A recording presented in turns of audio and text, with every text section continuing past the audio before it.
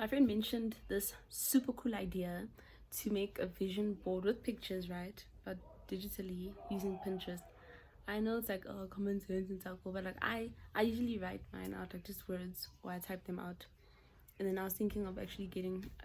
I don't even have magazines. I was gonna print out pictures, but then she mentioned that, and why didn't I think of that? Okay, we are now in chapter 28.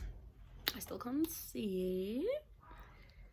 Okay, hold on. I feel like my cousin chose these for me. I feel like they're too big. I don't know. It is what it is. As long as I can see. Okay. Verse 1 of chapter 28. The wicked flee, though no one pursues, but the righteous are as bold as a lion. I know we use this one a lot to tease people who run. The wicked run when no one's chasing them. But it's basically saying that a guilty conscience creates fear. And that the enemy attacks you where you feel guilty usually, not always in your weakest area. So this also like is very important because God mentions in the word a lot that there's no condemnation for those who are in Christ Jesus now. Shame, yes, we you shouldn't feel okay with sinning or doing bad, but we don't have to carry that on us anymore. Verse 2, when a country is rebellious, it has many rulers, but a ruler with discernment and knowledge maintains order. So when there's corruption in a country, it often causes instability, right? It's a sign. We see it in our country a lot. It will create instability in almost every systemic aspect. And yes, so moral decay will lead then to political chaos. Verse 3, a ruler who oppresses the poor is like a driving rain that leaves no crops. People who have often suffered themselves become harsh, right? And so as a result, pain does not make you compassionate, right? It doesn't work in a sense of, because I've experienced pain, I will then sympathize with others. Healing is what creates compassion. Verse 4, those who forsake instruction praise the wicked, but those who heed it resist them.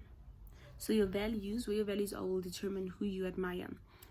Evildoers do not understand what is right, but those who seek the Lord understand it fully. Spiritual blindness will lead to social blindness.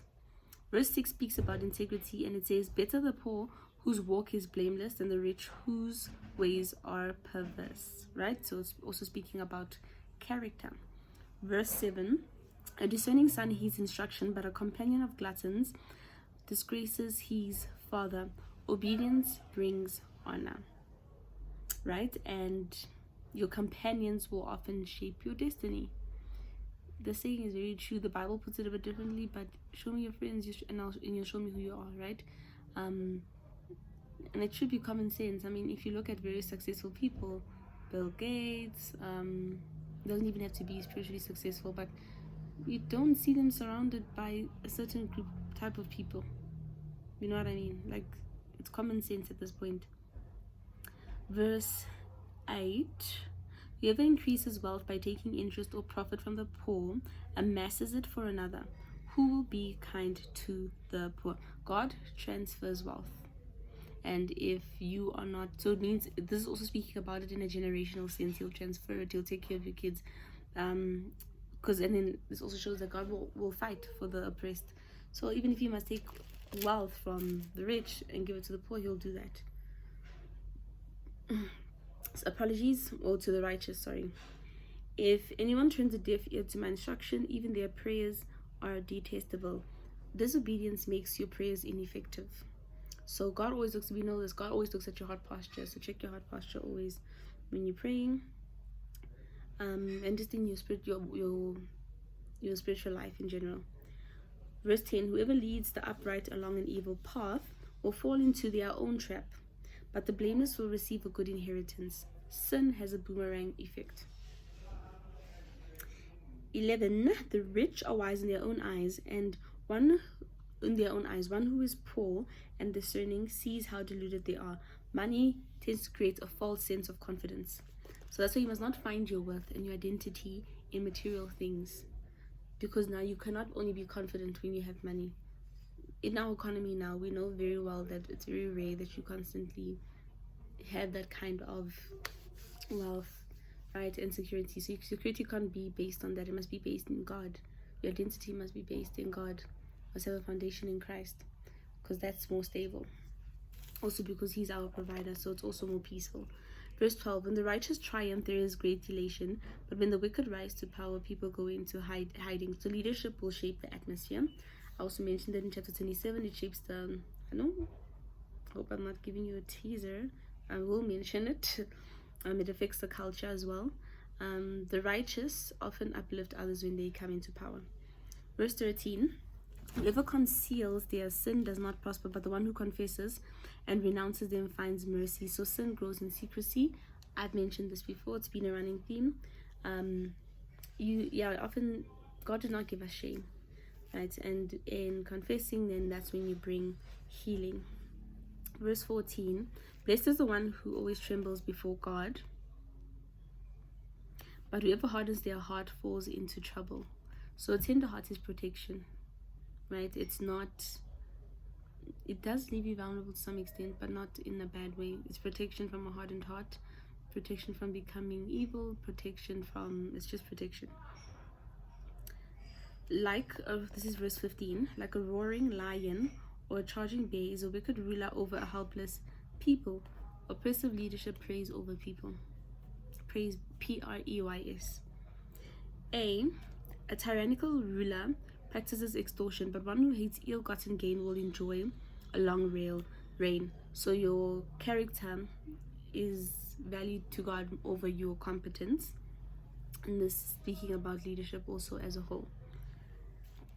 Verse 17, anyone tormented by the guilt of a murder will seek refuge in the grave. Let no one hold them back. Unrepentant guilt is lifelong. And this speaks about how your soul, with regards to your soul, you cannot outrun a guilty conscience. 18, the one whose walk is blameless is kept safe, but the one whose ways are perverse will fall into it. So integrity will protect you. Also, depending on the choices you make and the path you choose, your destination is predictable. It's also put plain in the Bible. I place before you two options. Choose life or death, meaning every decision you make is either or. Those who work their land will have abundant food, but those who chase fantasies will have their full of poverty. This is verse 19, so it's speaking about productivity. Verse 20, a faithful person will be richly blessed, but one eager to get rich will not go unpunished, right? Consistency will bring prosperity. And because when you're faithful, we know God rewards faithfulness with favor. To show partiality is not good, yet a person will do wrong for a piece of bread. So bribery often blinds your judgment, and that's why they also advise with leadership, with law. In the Bible it speaks more about that justice or judges, but in context, people who do hold the power for your justice, it's mainly God, but he's speaking about not allowing bribery in, because that will affect your judgment, especially in the long run. That's how people turn into the people they turn into, and then the poor are not avenged. The stingy are eager to get rich and are unaware that poverty awaits them. So that's what greed does.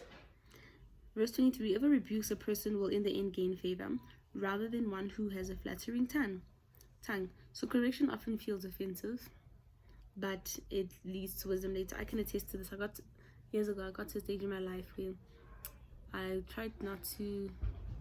I value criticism, especially because I had people in my life who were, I don't know what word to use. I don't want to say complacent, but they clearly didn't care about me, because when people develop a certain image of you and they hide behind the no, we expect more from you, you often find with times that they don't call you out when you're wrong, instead they judge you. And I see this a lot in a church culture, not my church, but in general, that's what people do. Even with pastors, we often forget that they're human too. And I'm not speaking about hectic things like if they're extorting money, but I'm speaking about if someone offends you or hurts you, it's okay. Or maybe they said something wrong, it's okay to approach the person and let them know, because that's when you really care, not gossip about them or wait for you guys not to be on good terms to speak about them, about those things. That's not a very wise thing to do. But yes, it will feel offensive at first, because even if you're not offended in the sense that you feel attacked, but it's not nice knowing that you did something wrong. But yeah, just embrace it. Verse 24, whoever robs their father or mother and says it's not wrong is partner to one who destroys. Entitlement will destroy your honor. True. The greedy, this is 25, stir up conflict, but those who trust in the Lord will prosper, and that will bring you peace. Those who trust in themselves are fools, but those who walk in wisdom are kept safe. So don't follow your heart, but lead your heart. Verse 27, those who give to the poor will lack nothing, but those who close their eyes to them receive many curses. So generosity is protection, because we also read and we speak a lot about how God repays. When you're lending to the poor, you're lending to God, and God will repay you. We speak about that. It's a running theme in the Bible as well. Not that, and it's not coming from a place of He owes you, but He will take care of you.